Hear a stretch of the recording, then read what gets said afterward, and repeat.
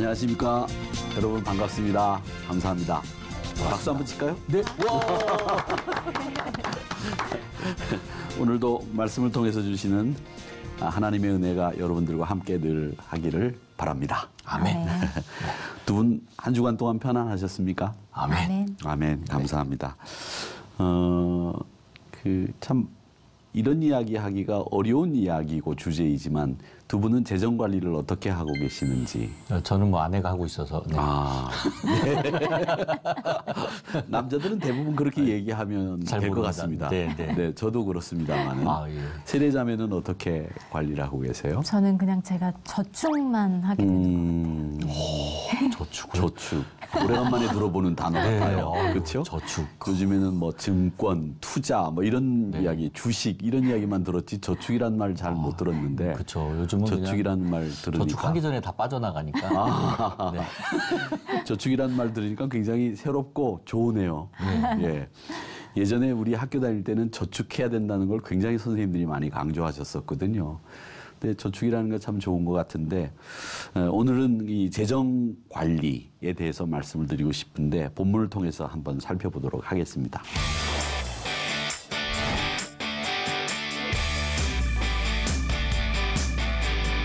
죄의 수학 공식이라고 하는 게 있습니다. 죄의 수학 공식. 그게 뭐냐면 더하기라고 하는 공식에는 죄는 그대로 두면 문제를 더한다. 라고 하는 거죠. 그러니까 죄된 방법을 계속 쓰면 자꾸 더 얽히고 거짓말을 한번 하면 더 많은 거짓말을 해야 되는 상황이 벌어지게 되죠. 그래서 이 죄의 수학 공식은 플러스 공식에 의하면 죄는 죄를 부르고 죄를 더 얽히게 만든다라고 하고 골치 아프게 만든다는 것이고요. 또 빼기라고 하는 공식이 있는데 죄는 뭘 빼느냐면 죄를 짓게 되면 우리 안에 있는 열정을 뺀답니다. 그래서 죄가 깊어지면 깊어질수록 의욕이 없어지고 사람이 무기력해진다는 거죠. 그리고 곱하기는 이 죄는 우리의 아픔을 곱한대요. 죄된 생활이 어떻게 볼 때는 좀 이제 무디어지면 마취제처럼 우리를 모르게 감각 없이 만들기도 하지만 깬 뒤에 그 아픔을 보면 이전보다 더 곱해져 있는 것을 볼 때가 있다라고 하는 것이고요. 또 이 죄의 수학 공식 마지막은 나누기인데 이 나누기는 죄를 짓게 되면 가족을 나누고 사람 관계를 나누고 이렇게 나누게 된다고 하죠. 그러니까 친구도 잃고 가족도 잃게 되는 일들이 벌어진다는 거죠. 그래서 결국 죄는 우리의 영혼을 갈기갈기 찢어 놓는다라는 이야기가 있습니다. 그러니까 죄는 우리에게 문제를 더해주고 열정을 빼고 그리고 아픔을 곱해주고 사람 관계를 나누어 버리는 이 수학 공식과 똑같은 역할들을 한다는 얘기입니다. 근데 여기에 보면 죄의 수학 공식에 대입할 수 있는 가장 좋은 게 있는데 그게 바로 뭐냐면 돈이라고 하는 것, 재정, 물질 이것도 똑같은 공식이 적용될 수 있는 거라고 생각을 합니다. 성경에도 보면 돈을 사랑함이 일만하게 뿌리라고 했고요. 돈을 사랑하게 되면 여러 가지 문제들이 발생한다고 이야기를 하고 있습니다. 또 돈을 사랑하게 되면 하나님을 향한 뜨거운 사랑이 열정이 식어요. 그래서 우리가 돈 때문에 얻게 되는 아픔이나 또 돈 때문에 얻게 되는 고통이 우리에게는 주저없이 찾아온다라는 얘기죠. 그렇기 때문에 이 그리스도인들은 돈이나 이 재정에 관해서는 분명한 태도를 취해 봐야 됩니다. 자, 오늘 본문 잠언 13장 7절 8절인데 7절은 승대 형제님이 읽어주시고 8절은 세례자매가 한번 읽어봐 주시기를 바랍니다. 네. 스스로 부한 채 하여도 아무것도 없는 자가 있고 스스로 가난한 채 하여도 재물이 많은 자가 있느니라. 아멘. 사람의 재물이 자기 생명의 속전일 수 있으나 가난한 자는 협박을 받을 일이 없느니라. 아멘. 오늘 7절 말씀이나 8절 말씀을 이렇게 보면 두 종류의 사람이 등장하죠. 한 사람은 어떤 사람이냐면 아무것도 없으면서 스스로 부한 채 하는 사람이고 또 스스로 가난한 채 하면서 실제 가보면 부자인 사람들이 있다라고 하는 거죠. 어떤 사람이 더 나은 사람이냐 생각해보면 부자이면서 가난한 척하는 사람이 더 나은 것처럼 보이기는 합니다. 그런데 성경은 여기에 대해서 뭐라고 얘기하는지를 우리가 봐야 되겠는데 성경은 이 두 부류의 사람을 다 옳지 않다. 그렇게 이야기를 해요. 아무것도 없으면서 있는 채 하는 사람이나 많이 가지고 있으면서도 없는 채 하는 사람 다 틀렸다라는 이야기죠. 모두가 옳지 않은 것인데 왜냐하면 두 사람 다 위선의 가면을 쓰고 있는 거죠. 다 자기의 있는 그대로의 모습을 드러내지 않고 가리고 있는 거죠. 우선 가난하면서도 부자인 척하는 사람들을 보면 그 사람들을 우리가 한마디로 얘기하면 허세라는 말을 쓰죠. 아무것도 없으면서 있는 척하는 사람들. 근데 이런 사람들이 사실은 우리 주변에 굉장히 많죠. 근데 그 사람들이 허세를 부리는 이유는 돈만 있는 척해도 세상에서 대접받고 존경받을 수 있다고 생각하고 있기 때문에 그게 잘못된 거예요. 근데 제가 조금 전에 말씀드렸던 200만 원 남짓 버는 친구가 슈퍼카를 탄다고 하는 것은 그 사람은 그래도 그걸 유지하기 위해서 알바도 하고 군고구마 장사도 하면서 자기 있는 모습, 그건 자기가 즐기기 위해서, 자기 행복을 위해서 그런 모습들을 있는 그대로 보여주면서 사는 건데 있는 척하는 사람들이 있는 그대로 보여주는 게 아니라 자기가 존경받고 뭔가 자기가 대우받고 이렇게 해야 세상 사람들이 나를 인정해 줄 거라고 하는 이런 생각에서부터 출발했다고 한다면 그건 나쁜 거다라고 하는 거죠. 그리고 또 이런 사람들이 나쁜 이유는 이런 사람들의 생각 속에는 어떤 생각이 있냐면 돈이면 다 된다. 이런 생각이 있기 때문에 있는 척 하려고 하는 사람들이 있다는 거죠.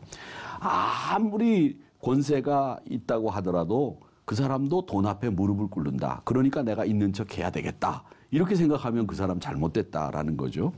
이 교회에서도 세상에서뿐만 아니라 교회에서도 보면 그런 분들이 있죠.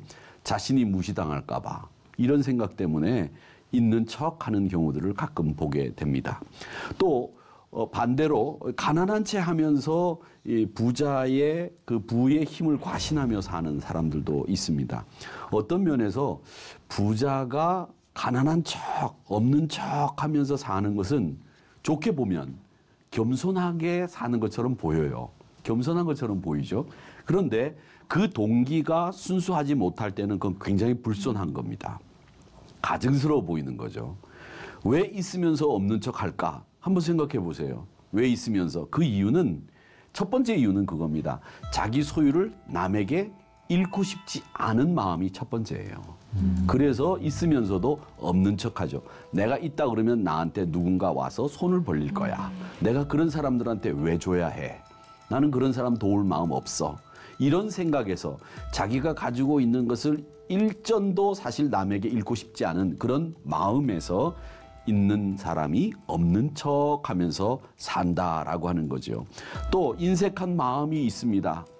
또 이런 사람들은 교회 안에서도 헌신적이지도 않고요. 또 그런 분들은 보면 항상 있어도 없는 척하고 한 자리 뒤로 물러서는 사람들. 이런 사람들이 나쁜 것이죠. 어떻게 보면 재능이 있는데도 없는 척, 시간이 있는데도 없는 척, 더불어 물질이 있는데도 없는 척. 이건 마땅한 태도가 아니다. 이렇게 이야기를 합니다. 있으면 있는 대로 자기 모습을 그대로 보여주는 것, 정직하게 보여주는 것, 그게 하나님께서 원하시는 모습이다라는 거죠.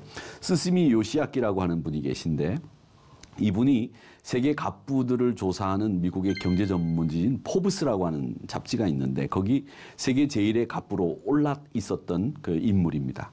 골프장, 스키장 뭐 이런 게 27개를 갖고 있었고 호텔을 56개를 갖고 있었대요. 또 열차 노선을 7개를 소유하고 있었다고 합니다. 그러니까 뭐 굉장히 부자죠. 프로 야구단도 가지고 있었던 분인데 그런데 그 행색이 옷차림이 남루하기가 거린 무색할 정도였대요. 노숙자처럼 하고 다녔답니다.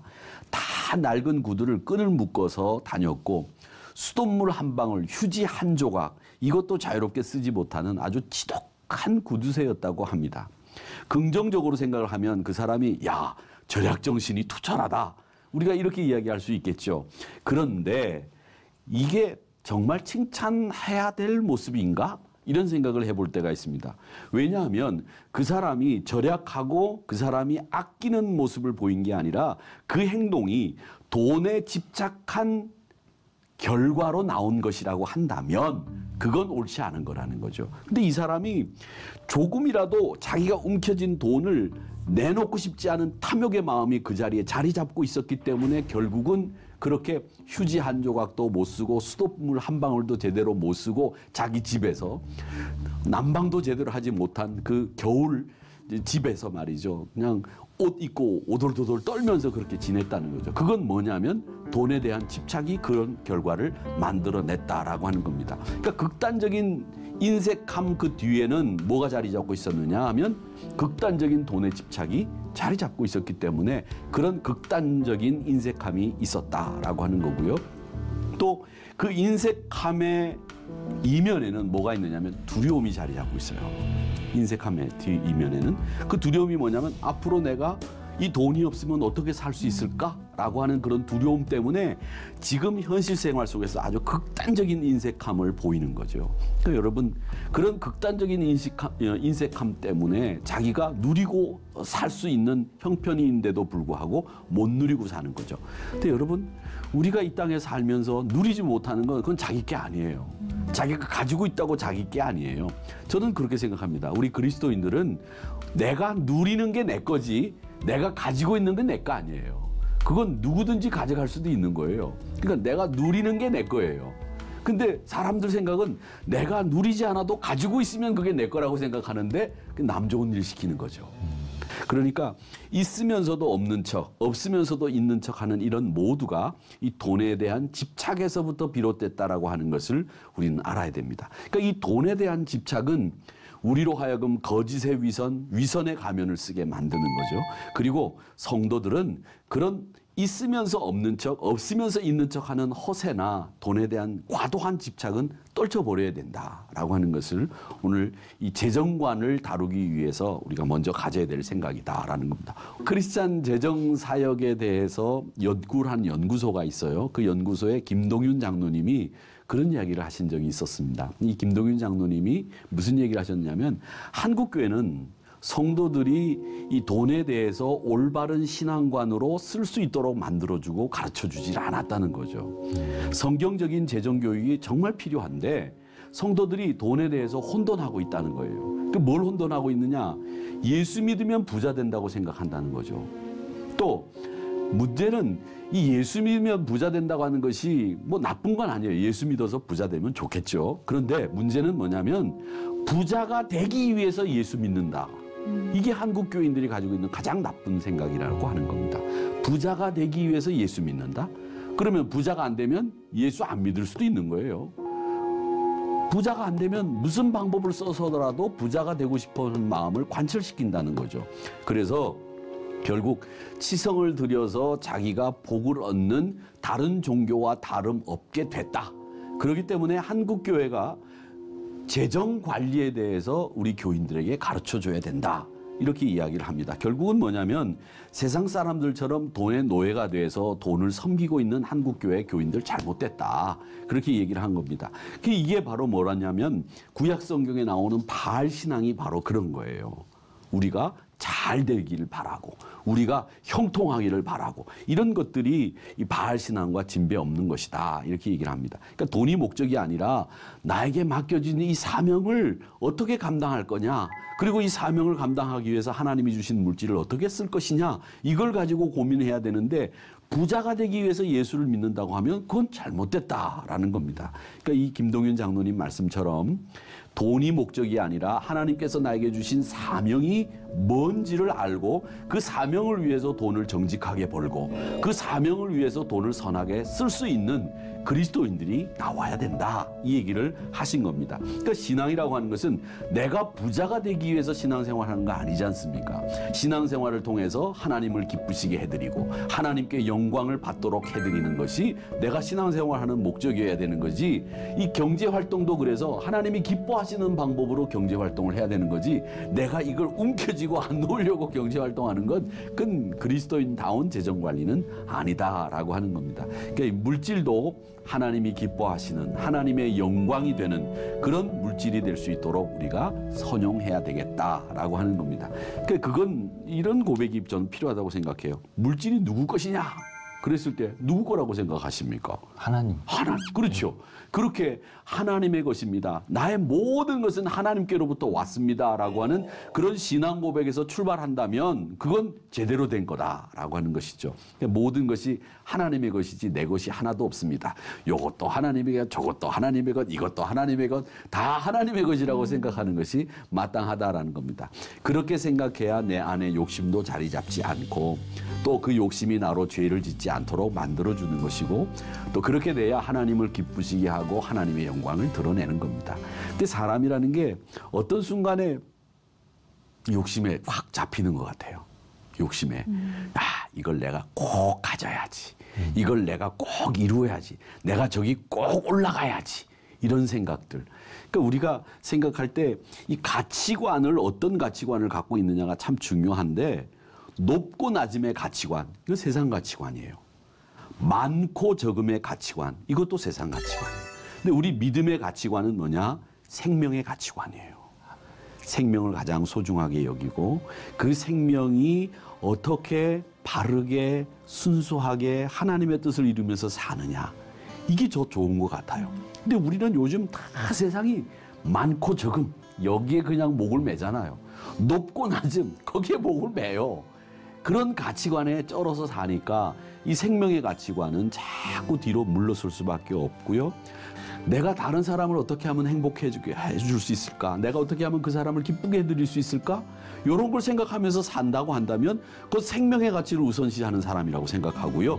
그런 사람이 많아질 때 이 세상이 행복해지는 거 아니겠느냐? 저는 갑자기 막 열이 나는데 왜 이 세상 사람들이 많고 적음, 높고 낮음의 가치에 매여서 살고 거기에 전도되고 침몰돼서 매몰돼가지고 사느냐? 아니다. 우리가 세상을 바라고 우리가 원하는 세상은 생명의 가치가 우선인 세상이 돼야 되겠다. 저 사람은 어떻게 해야지 내가 행복하게 만들어줄 수 있지? 저 사람은 어떻게 해야 내가 기쁘게 해줄 수 있을까? 저 사람은 행복하게 살아야 돼. 이런 생각을 가지고 살면 정말 나도 행복하고 그 사람도 행복할 거 아니에요. 저는 그런 생각을 합니다. 그래서 부유하든지 가난하든지 간에 소유 많고 적음을 떠나서 이렇게 누군가를 행복하게 만들어주기 위해서 산다고 한다면 그게 하나님이 우리에게 주신 사명이고 그게 구원을 향해서 손을 벌릴 수 있는 전도자의 마음이라고 생각을 합니다. 이게 하나님께서 나에게 맡겨주신 사명이라고 생각을 하면 우리 그리스도인들이 바로 살아가는 거 아니겠는가 이런 생각을 합니다. 돈에 이제 매여 있지 말고 내가 좀 수중에 돈이 없을지라도 범사에 감사하면서 즐겁게 살아가는 사람이 그래서 지혜로운 사람인 것 같아요. 그게 어떤 사람이냐? 저는 성경에 나오는 말 한마디로 딱 정리를 하자면 그게 바로 뭐냐면 자족이라고 하는 말을 쓰시거든요. 자족. 스스로 만족하며 산다라고 하는 거죠. 빌립보서 4장 11절 12절 말씀을 한번 읽어봐 주시기 바랍니다. 우리 세례자매가 한번 읽어봐 주시죠. 내가 궁핍함으로 말하는 것이 아니라 어떠한 형편이든지 나는 자족하기를 배웠노니 나는 비천에 처할 줄도 알고 풍부에 처할 줄도 알아 모든 일 곧 배부름과 배고픔과 풍부와 궁핍에도 처할 줄을 아는 일체의 비결을 배웠노라. 아멘. 아멘. 또 디모데 전서 6장 6절에 보면 뭐라고 돼 있느냐면 자족하는 마음이 경건에 유익하다 그렇게 이야기를 했습니다. 그래서 우리 성도님들의 삶은 한마디로 이야기를 하면 스스로 만족하면서 사는 것이다. 없으면 없는 대로 있으면 있는 대로 내 모습을 그대로 드러내놓고 만족하면서 사는 것 그것이 우리에게 필요한 생활이다라고 저는 생각을 합니다. 그리고 성경도 그렇게 가르치고 있고 사도 바울이 고린도후서 6장 10절에서 뭐라고 말씀하시고 있는지 한번 읽어봐 주시죠. 승대 형제님께서 읽어봐 주시죠. 근심하는 자 같으나 네. 근심하는 자 같으나 항상 기뻐하고 가난한 자 같으나 많은 사람을 부유하게 하고 아무것도 없는 자 같으나 모든 것을 가진 자로다. 아멘. 그 하늘 부요를 가진 사람이 사도 바울이었거든요. 그러니까 없지만 내가 마음의 풍성함을 누리고 있는 거예요. 그게 없는 것처럼 보이지만 사실은 부요한 사람이라는 말씀이죠. 이렇게 하늘의 소망을 두고 사는 사람이 자족하고 하늘의 소망을 두고 사는 사람들이 기쁨으로 사는 거죠. 이 땅에 연연해하지 않는 거죠. 조금 없으면 어때? 조금 낮으면 어때? 이런 마음 가지고 사는 거죠. 근데 조금 낮으면 굉장히 열등감에 잡혀 있고 조금 없으면 그냥 마치 내일 당장 죽을 것처럼 생각하는 그런 사람들이 요즘 너무 많다는 거죠. 그러니까 이 하나님의 사람은 조금 없다고 하더라도 자기 마음속에 자족하는 마음을 가지고 사는 그런 사람들이 바로 우리들이 되어야 된다라고 하는 겁니다. 그러니까 하늘나라에 속한 모든 것을 상속받은 우리라고 하는 생각을 가지고 살아야 됩니다. 자, 그렇다면 우리가 이 재정에 대해서 어떤 생각을 가져야 되느냐? 오늘 본문 7절을 한번 읽어봐 주시기 바랍니다. 우리 승대 형제님이 읽어봐 주시죠. 네. 스스로 부한 채 하여도 아무것도 없는 자가 있고 스스로 가난한 채 하여도 재물이 많은 자가 있느니라. 아멘. 그렇습니다. 재정이 많든 적든 간에 성도들은 이 재정에 대해서 정직해야 된다라고 하는 얘기인데, 나는 정직한 사람의 형통을 믿는다라고 하는 책을 집필한 유명한 사람이 있죠. 박성수 이랜드 사장님이십니다. 이제 그분이 그 책에 보면 이런 내용을 적고 있어요. 97년도에 우리나라 IMF 위기가 왔을 때 그 외환 위기 앞에서 많은 기업들이 이제 부도가 나고 넘어졌는데, 그 넘어지는 회사들이 왜 넘어지냐면 은행들이 대출한 그 대출금을 회수를 하니까 그걸 운영 자금으로 쓰던 회사들이 이제 운영 자금이 없어지니까 막 무너져 나가기 시작을 한 거죠. 근데 점점 이 이랜드도 이제 자금의 압박을 받았다고 해요. 그런데 4월, 그 이듬해 4월, 그러니까 98년도 4월에 이제 부도나기 직전인데, 부도나기 직전에 외국인 투자자들이 이 회사에 투자를 했어요. 투자를 했는데 이 투자를 한 이유가 있습니다. 그 이유가 뭐냐면 다른 회사들은 이중장부를 쓰는 거예요. 그래서 세무서나 나라에 또 사람들한테 보여줄 장부가 있고 또 자기네들이 가지고 있는 진짜 장부가 있는 거예요. 그래서 거기서 비자금을 만들고 거기서 자기네들 뭐 공금을 쓸 수 있는 어떤 여윳돈을 만들어 가지고 자기 나름대로 그렇게 써왔는데 이 회사는 재정 장부가 하나인 거예요. 그러니까 외국인 회사들이 그의 신뢰를 보고 투자를 하기 시작한 거예요. 그래서 다시 살아나게 됐다라고 하는 이야기입니다. 내용인즉슨 그러니까 세금을 포탈하고 비자금을 조성해서 이중장부를 만들어가지고 회사들을 운영해 가면서 나름대로 이 여유를 부리고 나름대로 꼼수를 부렸는데 이 회사는 그런 게 없었다는 거죠. 그런 정직함이 결국 그 회사를 살려내게 됐다라는 겁니다. 그래서 이분의 결론은 뭐냐? 정직하면 손해볼 때 있지만 결정적일 때 정직하면 산다 라고 하는 겁니다. 정직하면 산다. 정직하면 사실 근데 손해볼 때가 있어요. 그런데 정직하면 죽지 않는다는 거죠. 이게 이분이 가지고 있는 원칙이었습니다. 그러니까 우리가 이 정직함을 위해서 꼭 필요로 하는 것은 뭐냐면 소유가 하나님의 것입니다 라고 하는 생각을 할 때 우리는 이 정직함을 유지할 수 있다라는 겁니다. 그러니까 모든 재물의 원소유주는 하나님이시다라고 하는 생각이 이 정직함을 유지할 수 있도록 만든다라고 하는 겁니다. 허세 부리는 건 너무 좋아하지 않아야 되겠고요. 또 우리 그리스도인들은 항상 보면 늘 바르게 하나님의 것입니다라고 하는 생각을 가지고 정직하게 살아야 된다라고 하는 겁니다. 어떤 수필가는 우리 한국 사람에 대해서 뭐라고 얘기했느냐면 우리 한국 사람은 내면을 분석해 보면 한국 사람들은 광택인간이라는 거예요. 광택인간. 우리 한국 사람들이 내면이 뭐냐면 우리나라 사람들은 번쩍번쩍하는 걸 굉장히 좋아한대요. 번쩍번쩍하는 걸. 시계도 금으로 만들어가지고 번쩍번쩍하는 걸 차는 걸 좋아하고 또 우리가 또 이 한국 사람들의 그 구두 이렇게 꽉 닦는 데 가보면 우리 사람들은 후 해가지고 구두를 바짝바짝 이렇게 파리가 떨어지게 이렇게 광을 내고 신지 않습니까? 근데 그렇게 광을 내고 신는 사람이 한국 사람밖에 없다 그래요. 그래요? 예, 외국에서는 그렇게 광을 바짝바짝 안 낸다 그래요. 그냥 구두약을 닦아서 관리할 정도인데 그렇게 물광이다 불광이다 해서 광을 내는 사람도 한국 사람밖에 없고 한국 사람들은 하여튼 빛과 번쩍 문화인데 쩔어 있다는 거예요. 그래서 이 빛과 번쩍하는 이 허세 앞에서 우리 한국 사람들이 좀 솔직해야 될 필요가 있다. 이런 것이 그 수필가가 한 이야기였는데 우리 그리스도인들은 특별히 이 재정의 넉넉함이 있다면 사회적인 의무를 다하는, 그리고 교회 앞에 하나님 나라를 이루는 일에 애를 써야 되겠고요. 또 재정의 여유가 없다면 없는 그 모습 앞에 자족할 줄 아는 신앙으로 살아가는 것이 우리 그리스도인들이 살아야 되는 모습 아니겠는가, 저는 이런 생각을 합니다. 재정은 물론 다 많고 적음이 장단점이 있겠지만 저는 그게 인생의 목적이 아니에요. 많은 것 얻으려고 인생의 목적을 삼았다고 하면 그 목적을 버리게 해야 된다, 저는 그런 생각을 하고요. 그거보다 이 재정은 죄의 도구가 아니고요. 재정은 하나님 나라 확장의 도구이고, 재정은 또 우리 삶을 윤택하게 만들어주기도 하고, 또 이 재정은 하나님의 영광을 위해서 사용되어져야 된다고 하는 분명한 재정관을 가지고 살면 좋겠다, 이런 생각을 가지고요. 우리 그리스도인들이 올바른 재정관을 가지고 살기를 주님의 이름으로 바라고 축원합니다.